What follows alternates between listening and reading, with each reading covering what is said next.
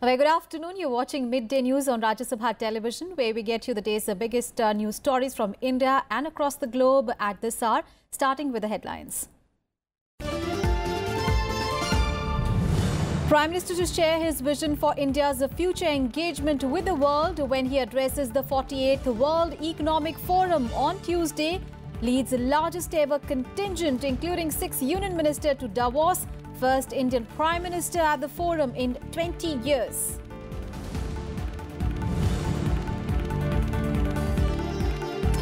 India's view of India has undergone sea change in last 3 years, says Prime Minister Modi in an interview to a private news channel. Asserts government policies have created sufficient job opportunities. Few days ahead of the budget, says it is a myth that common man expects freebies. 20 Aam Aadmi Party MLAs disqualified from Delhi Assembly for holding office of profit. President Ram Nath Kovind accepts Election Commission's recommendations. Delhi High Court to hear AAP's pending plea against disqualification today.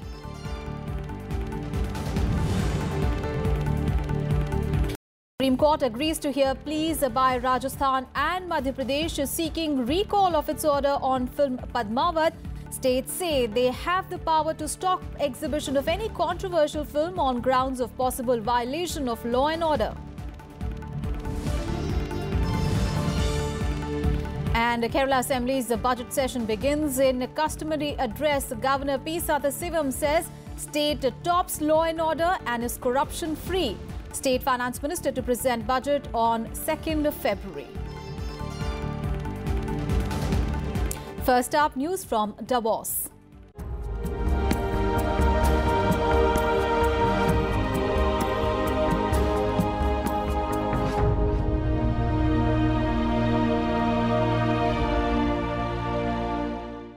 Well, Prime Minister Narendra Modi has left for Davos in Switzerland to attend the World Economic Forum there in a short while from now. He will be leading the largest ever Indian contingent to the forum with over 130 participants. The team accompanying him include his cabinet colleagues Arun Jaitley, Suresh Prabhu, Piyush Goyal, Dharmendra Pradhan, MJ Akbar and Jitendra Singh. The Prime Minister will address the plenary session of the forum on Tuesday. Now, this is a much anticipated address as over 3,000 global leaders from business, government, politics, academia and social sectors are keen to listen to the Prime Minister's vision for India. Prime Minister Modi is the first Prime Minister in 20 years after H.D. Deve Gowda to attend the World Economic Forum. Now, ahead of his departure, the Prime Minister in a series of tweets said that he is looking forward to his visit. He also added that he looks forward to share his vision for India's future engagement with the international community. The Prime Minister also added that existing and emerging challenges to the contemporary international system and global governance architecture deserve serious attention of leaders, governments, policymakers and corporates and civil societies around the world.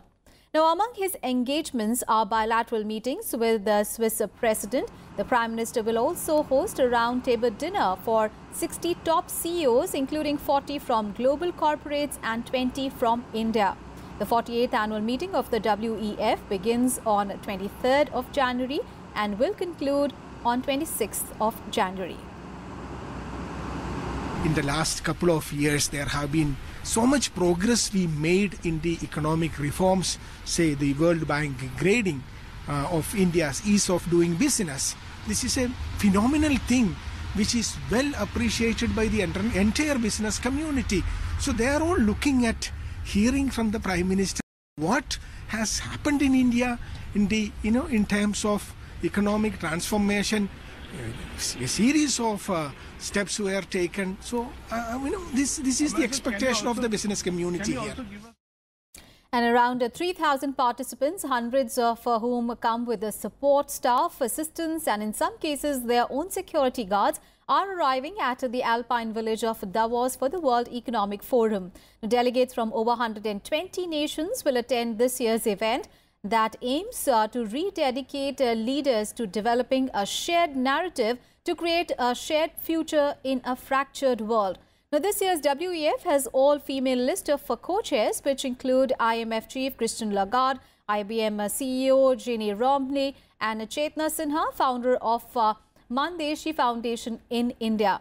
Well, apart from Prime Minister Narendra Modi and the huge Indian delegation, focus would also be on US President Donald Trump, who will be attending the forum for the first time and will deliver the closing keynote address. Now, during the panel discussions, speeches and interviews, political and business leaders will look at ways to reaffirming international cooperation in areas such as international security, the environment and the global economy.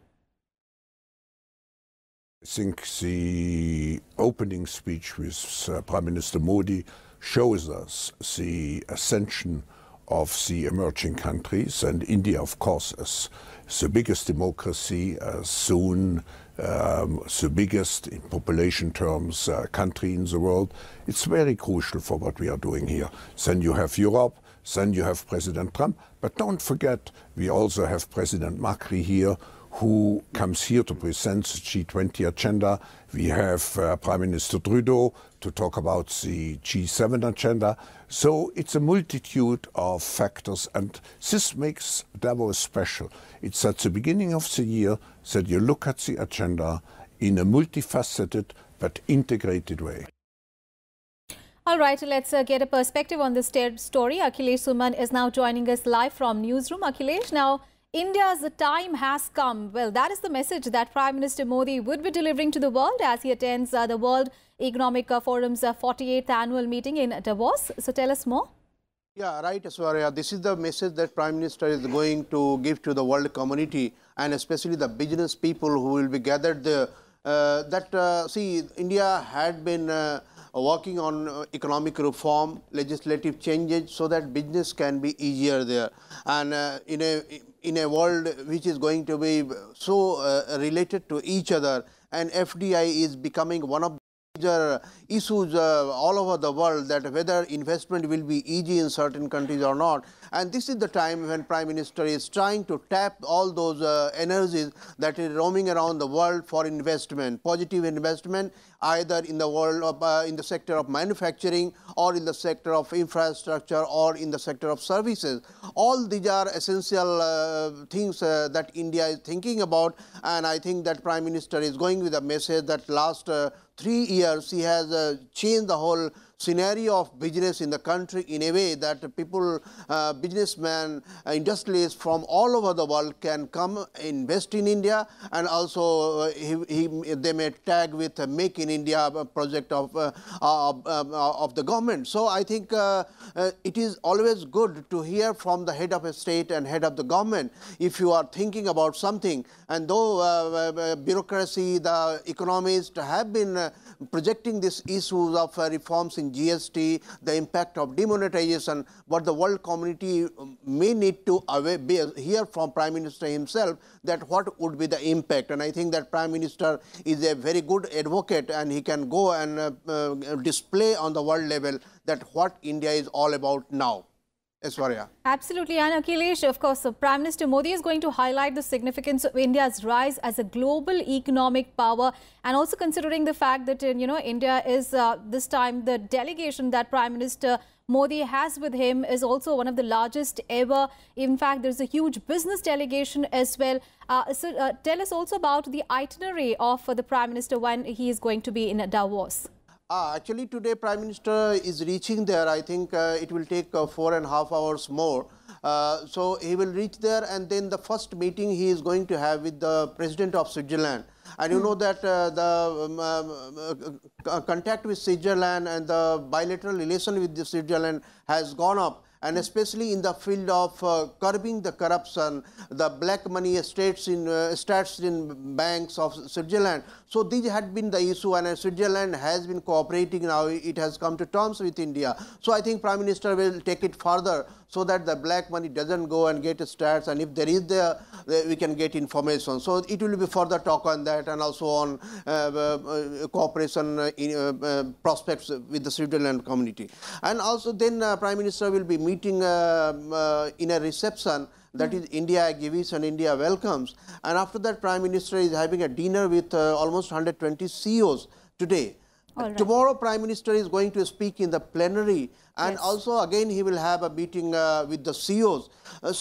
And in between, if some certain bilateral meetings are organized, Prime Minister will also like to take. So, but the main focus this time, Aishwarya, is that to convince as many people in the world, as many states, head of states in the world, as many business community in the world, that India is an open field. India is a green field for business. Come and invest in India. Right. Come and make in India. And I think that this is the way that Prime Minister is going to project his whole agenda of next 5 years also, because Prime Minister is thinking about 2020. Yes. So 2020 agenda he is also going to project before the people, and he's also trying to tell that yes, after maturity of investment in China, India is a major green field where you can invest, manufacture, and we have skilled people. We are trying to make people skilled also. So I think he is going to also elaborate of some of the pet projects that Prime Minister has been telling, that how it is going to change the scenario if capital is coming from abroad. So these are the things, Aishwarya. Absolutely. And Prime Minister Modi has himself said that he is going to make full use of the Davos platform. Thank you so much, Akhilesh, for all those updates there. And ahead of his Davos visit, in a comprehensive interview to a private news channel, Prime Minister Narendra Modi pressed upon his government's priorities and how he aims to highlight India on the world map. The Prime Minister added that he was happy that the world considered India a bright spot. कि दुनिया भारत को जानना चाहता है, directly जानना चाहता है, समझना चाहता है, और मैं इसे एक अवसर मानता हूं कि हमारे 125 करोड़ देशवासियों ने जब एक प्रॉपर इकोसिस्टम मिला तो खिलने लग गए। नीतियां साफ सुथरी मिली, वो इनिशिएटिव लेने लगे, रिस्क लेने लगे, आगे बढ़ने लगे। 3.5 साल के भीतर भीतर भारत की जो ये पूरा टर्न अराउंड है, फ्रेजाइल 5 से लेकर के ब्राइट स्पॉट तक का, तो ये भारत के 125 करोड़ देशवासियों के पुरुषार्थ का परिणाम है। और मेरा काम है दुनिया में जाकर के उनके गीत गाना, मेरा काम है मेरे 125 करोड़ देशवासियों की पराक्रम की गाथा दुनिया को बताना, मेरा काम है विश्व के सामने जाकर के हम प्रगति की कई नई ऊंचाइयों पर पहुंच रहे हैं ये दुनिया को बताना।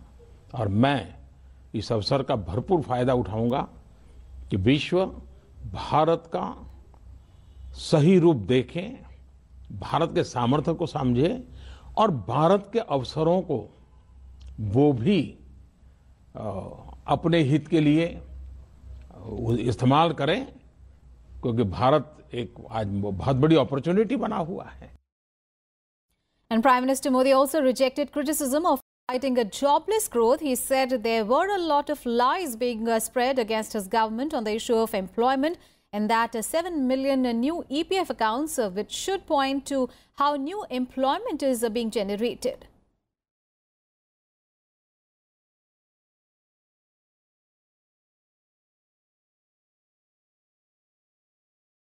The Prime Minister also said that the common man expects honest governance. He hinted that the upcoming budget might not be populist.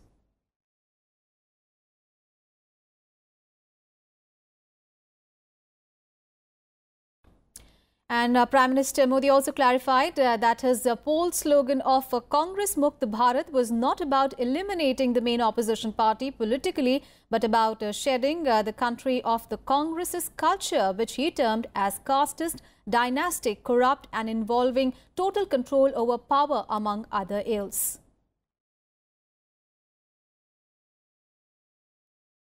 Modi के बाद कांग्रेस के कल्चर का जो रूप आया है, जो कम अधिक मात्रा में हर राजनीतिक दल को भाने लगा है, जातिवाद, परिवारवाद, भ्रष्टाचारी शिष्टाचार, धोखा देना, सत्ता को बिल्कुल दबोच के रखना, ये मैं इसको एक ऐसा हिंदुस्तान की राजनीति के कल्चर के हिस्से बन गए, राजनीतिक कल्चर के, जिसका मुख्य धारा कांग्रेस रही है।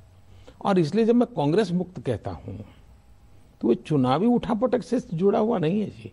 मैं तो चाहूंगा स्वयं कांग्रेस पार्टी को भी अपने आप को कांग्रेस मुक्त करना पड़ेगा। वो कौन सा? जो कांग्रेस कहती है सोच है, और जो कल्चर है, अंदर हम प्यार से जीएसटी के निर्णय कर रहे हैं, बाहर आप दूसरा कह रहे हो। तो ये देश की जनता इसको भली भांति जानती है। आज जीएसटी के जितने निर्णय हैं 33 लोगों ने की है, उन 33 में हम एक है, बाकी 32 है। लेकिन ठिकरा हमारे सर पर फोड़ने का खेल चल रहा है। तो आज नहीं तो कल देश समझेगा।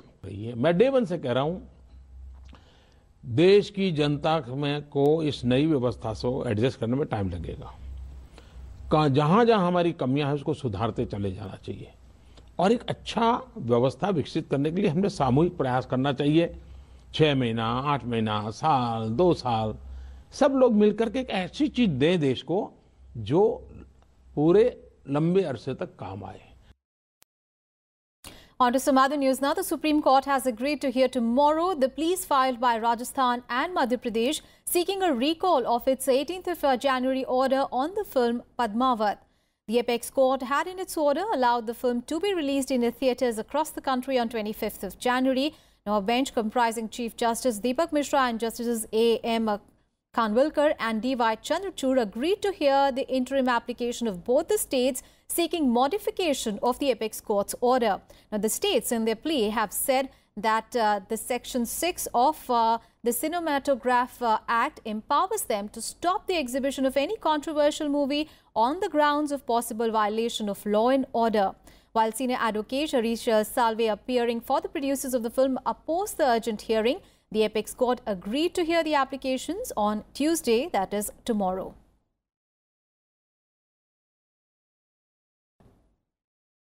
And the Supreme Court will also hear PILs seeking an independent probe into the death of Special CBI Judge B.H. Loya. A bench of Chief Justice Deepak Mishra and Justices A.M. Khanwilkar and D.Y. Chandrachud will hear the petitions filed by Congress leader Tehseen Poonawalla and Maharashtra journalist B.S. Salon. On 16th of January, a bench headed by Justice Arun Mishra had ordered the matters to be listed before an appropriate bench. Judge Loya, who was hearing the Sohrabuddin Sheikh encounter case, had allegedly died of cardiac arrest on 1st of December 2014 when he had gone to attend the wedding of a colleague's daughter. And in a major setback for the Aam Aadmi Party, President Ramnath Kovind has approved the recommendation of the Election Commission to disqualify 20 of AAP MLAs for holding office of profit. Now, in its recommendation to the President, the poll body had asked 20 legislators of the Aam Aadmi Party to be disqualified for holding offices of profit as parliamentary secretaries. The party had approached the Delhi High Court seeking a stay on the Election Commission's recommendation, and the court has listed the case for hearing today. However, the disqualification will not affect Arvind Kejriwal's government as it has a comfortable majority with 46 MLAs in the 76-member House, whose effective strength get reduced to 50. In a tweet, Delhi Chief Minister Arvind Kejriwal said, "It is God's grace that we secured 67 seats out of 70 in the Delhi Assembly polls. Probably he knew that after 3 years, these people would declare 20 of its MLAs disqualified," unquote. Meanwhile, both the BJP and the Congress have sharpened their attack on the Aam Aadmi Party, demanding Chief Minister Arvind Kejriwal's resignation. पूरी तरीके से तैयार हैं। हमारी meetings लगातार हो रही हैं और हम लोगों ने 26 तारीख के बाद में असेंबली कॉन्स्टिट्यूंसी वाइज हम लोगों ने कार्यकर्ता सम्मेलन रखा है। पूरी दिल्ली में हम लोग आंदोलन कर रहे हैं कि भ्रष्टाचार से युक्त केजरीवाल को इस्तीफा देना चाहिए और हमें पूरी उम्मीद है कि दिल्ली की जनता ने जो भूल 3 वर्ष पूर्व करी थी उस भूल को वो अभी सुधारेंगे। आम आदमी पार्टी को अपने कुकर्मों का फल मिला है और हम इस निर्णय का स्वागत करते हैं। जैसे ही दिल्ली को मौका मिलेगा, ये दिल्ली की जनता आम आदमी पार्टी को कुर्सी से उतार करके ऐसी जगह फेंकेगी कि दूर दूर तक कोई वापस आने का चांस नहीं है। And the Kerala State Assembly's budget session began today. The session began with a customary address by the governor, and in his address, Governor P. Sathasivam said that the state tops in law and order and is corruption-free. He said that the state government's rescue mission during the Oki cyclone was commendable. The governor also said that the focus in the new year will be energy conservation and water management, among others. The state's budget will be presented by Finance Minister of the state, Thomas Isaac, on February 2nd.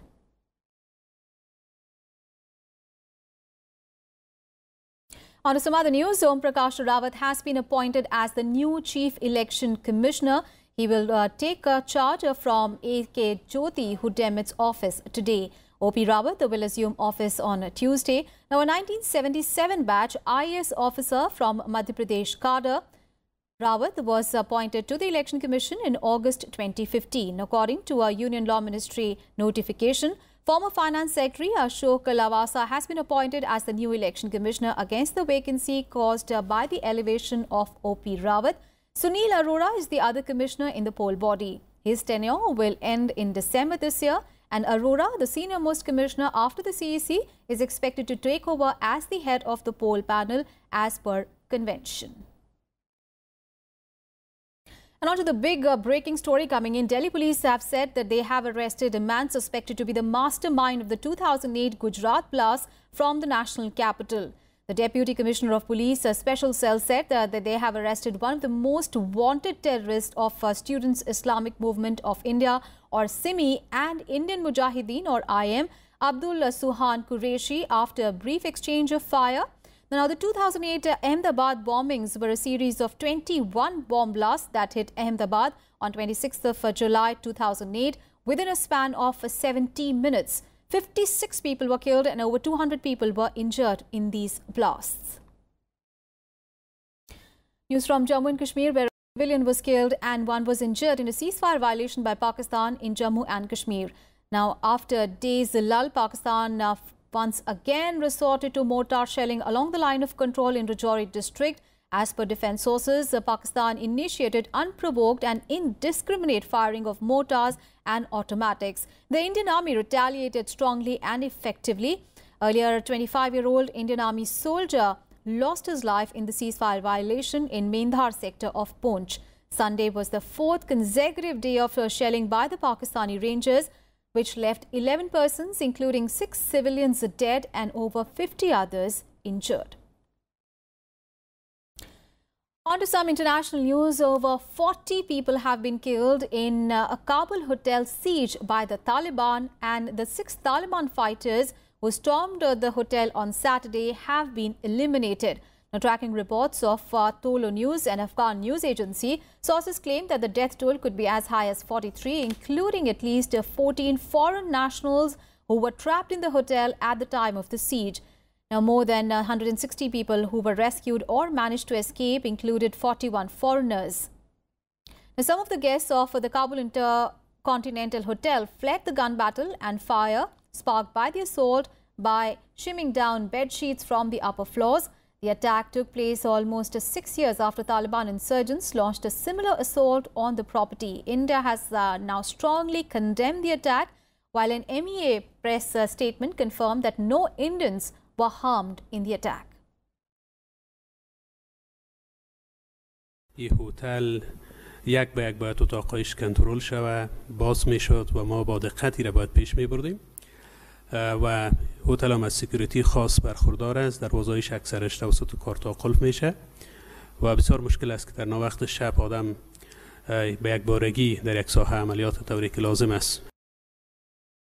Now, news from the Australian Open, and Roger Federer has entered the quarterfinals of the men's singles event, beating his opponent from Hungary a short while back. He will now meet world number 19 Thomas Berdych, and who has also advanced to the quarterfinals, beating Italian Fabio Fognini 6-1, 6-4, 6-4. In the other men's singles, Spain's Rafael Nadal also entered the quarterfinals of the tournament. Rafael Nadal beat Argentine Diego Schwartzman in 4 sets, 6-3, 6-7, 6-3, 6-3. Rafael Nadal will next face Croatia's 6th-seeded Marin Cilic. In the mixed doubles, Indian tennis ace Rohan Bopanna and his French partner Roger Vasselin lost to the pair of Mate Pavic and 7th-seeded Olivier Marach in the third round, 4-6, 7-6, 3-6. Speaking about the women's singles, Ashley Kerber beat Taiwan's Si Yu Wei 4-6, 7-5, 6-2 to reach the quarterfinals. While in another match, World number 2 Caroline Wozniacki has progressed into the quarterfinals, beating Magdalena Ryborikova. The Danish player beat 20th seed Ryborikova 6-3, 6-0. Wozniacki will now play against Spain's Carla Suarez Navarro on Tuesday. And the festivals of Basant Panchami and Saraswati Puja are being celebrated across the nation today. Basant Panchami and Saraswati Puja are being celebrated in different parts of the country today with the religious fervour and traditional gaiety. People, especially students, worship Saraswati, the goddess of wisdom and knowledge, on this occasion.